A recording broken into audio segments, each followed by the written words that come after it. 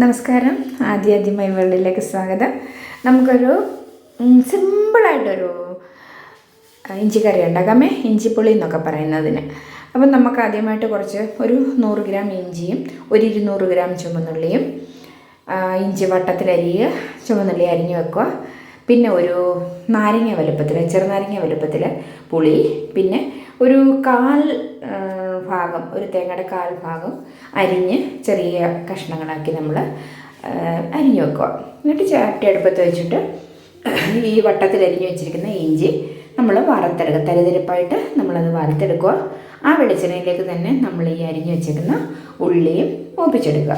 അപ്പോൾ മൂപ്പിക്കാനായിട്ട് കുറച്ച് ഉപ്പ് ചേർത്ത് കൊടുത്തു കഴിഞ്ഞാൽ പെട്ടെന്നത് മൂത്ത് കിട്ടും. അപ്പം വേറൊരു പാത്രത്തിൽ, ഞാൻ ഇതിനകത്തിലേക്ക് ഇടാൻ മറന്നുപോയതുകൊണ്ട് വേറൊരു പാത്രത്തിൽ വെളിച്ചെണ്ണ ഒഴിച്ച് ഞാൻ അതിലേക്ക് നമ്മുടെ അരിഞ്ഞു വെച്ചിരിക്കുന്ന തേങ്ങാക്കൊത്ത് വറുത്തെടുക്കണം. നല്ലപോലെ ഇത് വറുത്തെടുക്കണം കേട്ടോ. അപ്പം ഇത് നമ്മുടെ ഉള്ളി മൂത്ത് കഴിയുന്നുണ്ടെങ്കിൽ ആ വെളിച്ചെണ്ണയിലേക്ക് നമ്മൾ ഒരു 2 ടേബിൾ സ്പൂണോളം മുളക് പൊടിയും, ഒരു 2 ടേബിൾ സ്പൂൺ, 1.5 ടേബിൾ സ്പൂണോളം മല്ലിപ്പൊടിയും ചേർത്ത് ഒന്നുകൂടെ ഇളക്കി വഴറ്റിയെടുക്കുക.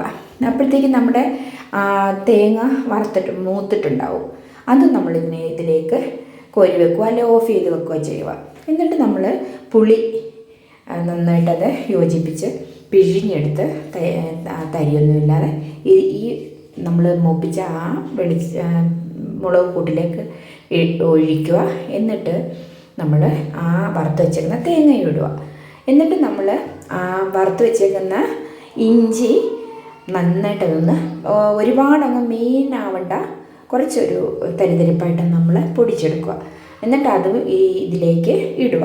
എന്നിട്ട് കുറച്ച് ഉപ്പും കുറച്ച് മഞ്ഞൾപ്പൊടി ചേർത്ത് കുറേ അധികം വെള്ളം വെച്ചിട്ട് നന്നായിട്ട് വേവിച്ച് തിളപ്പിച്ചെടുക്കുക. ഒരുവിധം ഒന്ന് വറ്റി കഴിയുന്നുണ്ടെങ്കിൽ നമ്മളൊരു 1/4 സ്പൂൺ പഞ്ചസാര ഇട്ട് കൊടുക്കുക. എന്നിട്ട് നന്നായിട്ട് വീണ്ടും ഇളക്കി ഇതിലേക്ക് നമ്മൾ ഇനിയും ചേർക്കേണ്ടത് കടുക് ഒഴിച്ചു. അതിന് മുന്നായാലും അതിന് ശേഷമായാലും കുഴപ്പമില്ല. കുറച്ച് ഉലുവാപ്പൊടി, ഒരു 1/2 ടീസ്പൂൺ ഉലുവാപ്പൊടിയും കൂടെ നമ്മൾ ചേർക്കുക. അപ്പോൾ ഉപ്പൊക്കെ നോക്കി ആവശ്യത്തിനുണ്ടെങ്കിൽ പുളി ഉപ്പൊക്കെ ആവശ്യത്തിന് നമ്മൾ ചേർക്കുക.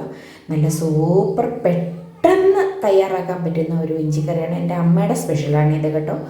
അപ്പം എല്ലാവരും ഒന്ന് ട്രൈ ചെയ്ത് നോക്കണേ. വളരെ ടേസ്റ്റിയാണ്. ഉത്സവമായിരുന്നു. നമ്മുടെ ഉത്സവത്തിന് വേണ്ടിയിട്ട് ഞാൻ പെട്ടെന്ന് ഉത്സവത്തിൻ്റെ ദിവസം രാവിലെയാണ് ഞാൻ ഇഞ്ചിക്കറി ഉണ്ടാക്കിയത്.